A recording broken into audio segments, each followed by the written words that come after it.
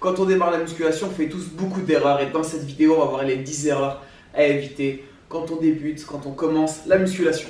C'est parti, donc sans plus attendre, tout de suite, sans pub, sans rien. Premier point, donc je l'ai noté, c'est s'entraîner trop souvent.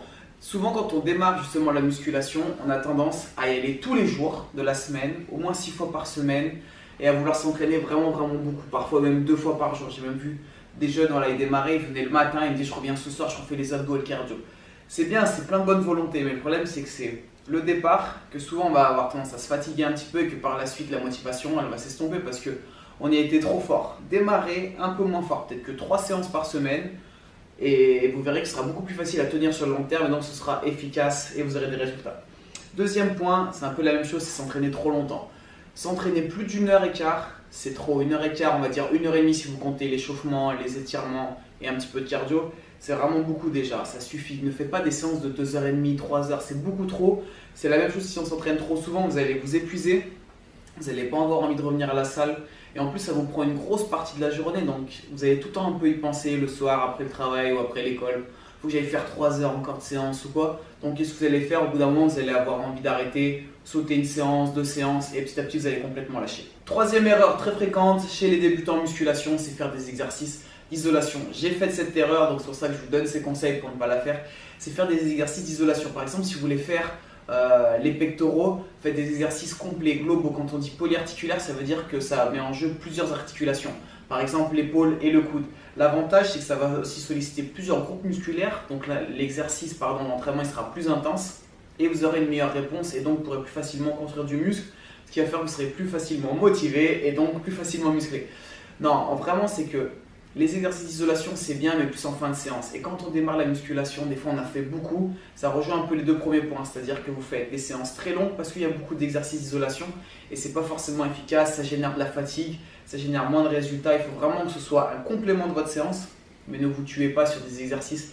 Par exemple, des fois je vois faire même des trapèzes, les gens ils font des shrugs, ils font 50 séries de shrugs, ça sert à rien, c'est vraiment une isolation sur les trapèzes.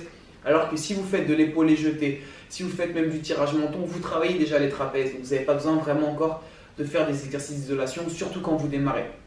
Parfois les gens ils font aussi les avant-bras à la salle. Ils posent l'avant-bras, ils font juste avec un haltère ou une petite barre, ils font juste les avant-bras. C'est un peu absurde. Quand vous démarrez en musculation, vous faites des exos complets. Et si vraiment plus tard, après plusieurs mois, voire plusieurs années de pratique, vous voyez que vous avez un petit retard, ok, là vous allez faire une isolation sur un petit groupe musculaire ou des exercices un peu plus précis. Mais pour démarrer, faites du sale, faites des gros exercices. Ensuite, quatrième point, c'est un peu la même chose, c'est ceux qui font trop d'abdos. Quand on démarre, le premier objectif souvent, puisque quand on est jeune, c'est aller à la plage, aller à la piscine avec la tablette de chocolat, donc on se tue aux abdos. Déjà parce que les gens ils pensent qu'en faisant des abdos, on perd le gras du ventre, chose qui n'est pas vraie. D'accord, vous ne pouvez pas cibler, c'est parce que vous faites des abdos que vous perdez le gras du ventre. Ça, je pense qu'on vous l'a dit très souvent, mais en gros, le corps ne cible pas. Sinon, quelqu'un qui fait du vélo ou un marathonien, il pourrait être fin des jambes et avoir un gros haut, avoir un gros ventre. Alors, vous voyez bien que ce n'est jamais le cas. Donc, vous ne ciblez pas la perte de poids. Et en plus, faire beaucoup d'abdos, donc c'est pas efficace pour éliminer du gras parce que ce sont des petits groupes musculaires. C'est un petit groupe musculaire qui consomme peu de calories. Et en plus, du moment où vous avez du gras dessus, vous pouvez faire tous les abdos que vous voulez, vous n'avez quand même pas la tablette de chocolat apparente. Donc, ça veut dire qu'il faut faire d'autres exercices. Si vous faites une séance d'1 heure, il faut faire 50-55 minutes d'autres exercices, comme je vous ai dit, polyarticulaires complets. Donc ça va être quoi? Squat, soulevé de terre, rowing, T-bar, des tractions, du développé couché, du développé incliné. Voilà, pour les principaux exos par exemple. Et après, vous finissez avec 5 minutes plus spécifiques sur les abdos, parce qu'il faut quand même les travailler, et beaucoup de gainage. Si vous devez faire des abdos, c'est 60-70% de gainage, différentes formes de gainage, et 30-40% d'abdos. Et là, vous aurez vraiment de bons résultats parce que les exos complets, les exos complets vont vous aider à éliminer le gras, à vous muscler, à avoir une plus grosse dépense calorique chaque jour et après on complète avec un petit peu d'abdos. Ensuite, cinquième point, là on a parlé surtout muscu, une des erreurs très fréquentes, c'est de mal manger. Quand on démarre en muscu, c'est super important tout de suite de régler son quotidien et donc d'avoir une bonne alimentation. L'entraînement il représente que 1 heure sur la journée, 1 heure, 1 heure et quart. Et après, il vous reste 23 heures. Et c'est important pendant ces 23 heures de bien gérer votre quotidien et surtout de bien manger. Si vous mangez mal, vous enlevez 80-90% des résultats de la muscu. Et ça nous emmène tout de suite au point suivant. C'est un peu la même chose, c'est bien récupérer, bien dormir.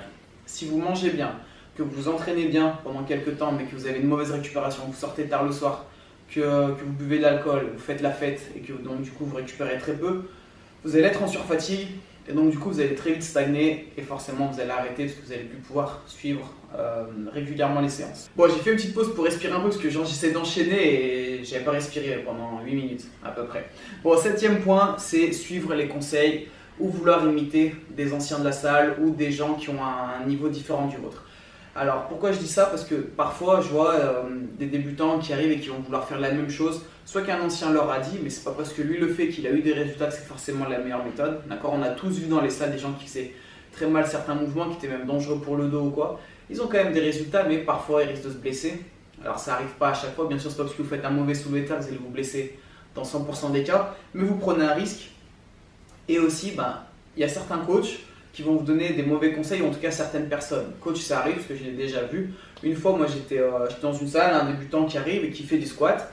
Le coach il vient et il lui dit écoute, sur les squats il faut descendre jusqu'en bas. Donc il faisait un peu moins que des demi-squats. Donc c'est vrai qu'il pouvait descendre un petit peu plus bas. Et le coach il lui dit il faut descendre jusqu'en bas. Donc moi je regardais, je disais rien et tout. Il le fait descendre jusqu'en bas, sauf qu'en bas du dos il arrondit. Et là le débutant il a une bonne réaction, il lui dit j'ai l'impression que ça me tire un peu en bas du dos. Je pense que le mouvement c'est pas très bon pour moi. Il lui dit non, t'inquiète pas, le coach, j'ai pas mis très lourd, fais le mouvement, tu vas t'habituer et ça va passer. Pourquoi il disait ça? Parce qu'il partait du principe qu'il allait gagner en souplesse et qu'il allait pouvoir descendre jusqu'en bas. Mais c'est sur ce moment-là, il n'a pas été très intelligent et surtout il n'a pas été un bon coach parce qu'il le mettait en danger et que du coup c'est bien plus risqué. Si vous n'avez pas une bonne souplesse articulaire, notamment pour faire des squats complets, travaillez d'abord la souplesse en parallèle de vos séances et plus tard vous pourrez descendre un petit peu plus bas. Mais ne faites pas ce que quelqu'un est capable de faire. Moi je vois des gens qui sont capables de faire le grand écart, je sais pas de faire le grand écart comme ça sans échauffement, m'arracher, j'arrive pas à faire des squats complets, pour l'instant j'en fais pas. Si par la suite je suis un peu plus souple et je suis capable de le faire, bien sûr que j'en ferai. Voilà, il faut savoir adapter un petit peu. Pas parce que vous voyez un ancien qui fait des séances particulières que vous arrivez, vous devez faire exactement la même chose. Et ça rejoint aussi le fait de ne vous entraîner pas trop longtemps. Moi je vois plein de personnes qui s'entraînent 2 ou 3 heures qui vont dire aux débutants fais comme ci, fais comme ça, machin, ils vont les cramer et au final ils vont arrêter. Donc pour moi ça c'est une erreur qu'on voit très fréquemment et c'est aussi pourquoi les gens n'arrivent pas à s'accrocher en muscu. Ensuite, 8e erreur, c'est ne pas avoir de programme.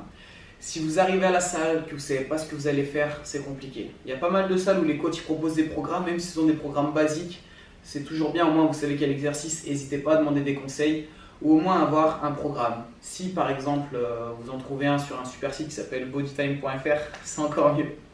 Bref, non mais vraiment c'est important de savoir parce que pourquoi? Si vous allez à la salle, que vous savez quel groupe musculaire vous allez travailler, quelle séance, vous y allez, vous avez 7 ou 8 exercices à faire, vous les faites, voilà, c'est réglé.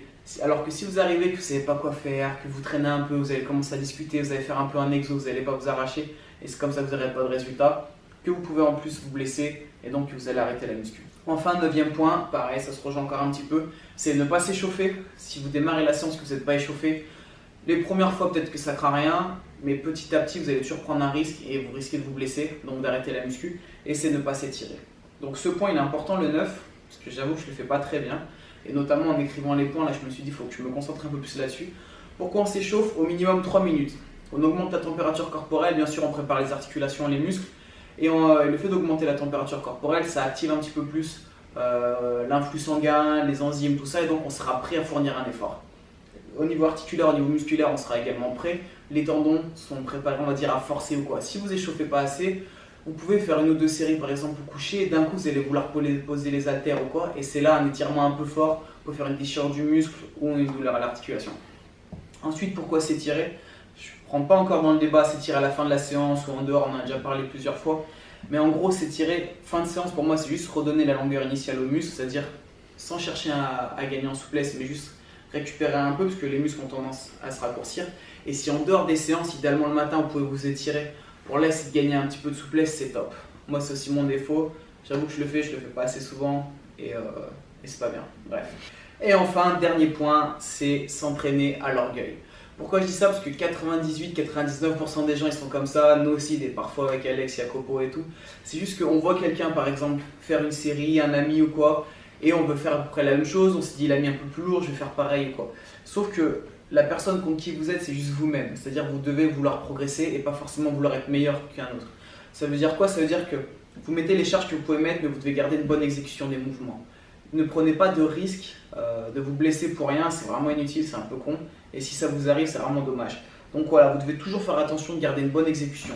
Après, bien sûr, quand vous aurez fait quelques semaines, quelques mois d'entraînement, si vous arrivez à être bien gainé, vous pouvez vous servir de l'élan sur certains mouvements, sur le dos, tout ça. Parfois on le fait. Dans les traîneaux, on explique que du moment où vous êtes bien gainé, que le dos il reste à plat, vous n'avez aucun danger. Juste, ça ne doit pas être la majeure partie de votre entraînement sur ces exercices-là. Et surtout, encore une fois, il faut penser à gainer et à vraiment prendre de risques et à ne pas vouloir faire mieux qu'un autre, mieux que votre pote ou quoi. C'est vraiment vous contre vous-même. Bref, j'espère que cette vidéo vous a plu. Juste dernier conseil, donc 10 erreurs à éviter et le plus important, c'est la consistance. C'est-à-dire que soyez régulier, ne partez pas trop fort, mais voilà, visez sur le long terme. Plusieurs mois, plusieurs années, vous verrez qu'après, on n'a plus du tout envie de lâcher. Je vous dis à très vite. Si vous avez des questions, mettez en commentaire, j'essaie de répondre au maximum. Et surtout, d'ici là, gardez la pêche.